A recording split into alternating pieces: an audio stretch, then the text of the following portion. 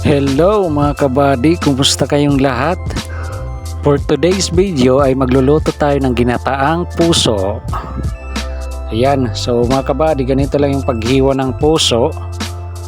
Ayan, dapat manipis lang, hindi masyado makapal yung pagkahiwa natin ng puso ng saging.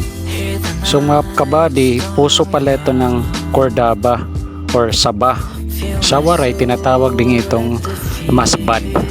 O ayan mga kabady, prepare ko na yung panggata natin na niyog. So ganito lang yung pag prepare sa kanya. Ayan. Iwan ko lang mga kabady kung aware pa kayo nito, yung traditional. Ayan, tapos na mga kabady. Then yung puso ng saging ay natin, prepared na. Yung malunggay at saka yung okra at mga ingredients. Ayan. So ready na talaga, pwede na. At ito na yung gata ng niyog. So pwede na tayo magluto. Ayan, inunan muna natin mga kabady yung garlic. Ayan, tama lang sa paghalo. Hintayin natin mag golden brown siya. Then sunod natin yung sibuyas. Ayan, at luya. Bango mga kabady. Ayan, halo-haloin lang muna natin. Then sunod na natin yung puso ng saging. Ayan,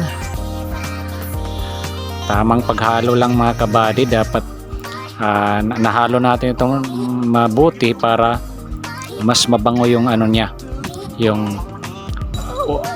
laman, mabango at malinamnam. Ayan, halo-haloin lang natin mga kabady at ilagay natin yung unang gata. Ito pala yung gata mga kabady, yung inilagay ko ay ito yung hindi talaga siya puro, yung pa lapsaw siya.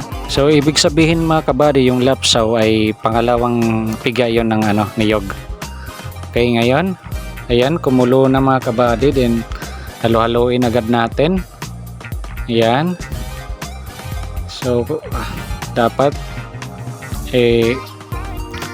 siguraduhin natin na nakahalo siyang mabuti. Then lagay na natin yung okra at haluin ng mabuti. Ayan. Ang bango. So ayan mga kabady. Tapos ngayon mga kabady ay ilalagay na natin yung first na, so ilalagay na natin ang purong gata. Ayan, parang ang lapot talaga niya, parang milk. Then haluin mabuti mga kabady. Yan, din takpan. At susunod na natin ngayon yung paglagay ng malunggay. Siyempre hindi yan mawawala kapag mga ganito mga kabady, yung ginataan. Perfect talaga yung ihalo yung malunggay, lalong lalo na itong puso ng saging. Perfect para sa akin, perfect talaga yung na magka-combine sila, lalo na kung merong pang okra. Yan, wow. Ngayon lagyan na natin ng timplahan na pala natin mga kabady. Yan, lagyan natin ng asin at yan, timplahan na natin. So excited na mga kabady na tikman ito. So ito na po mga kabady, luto na. Ayan, wow.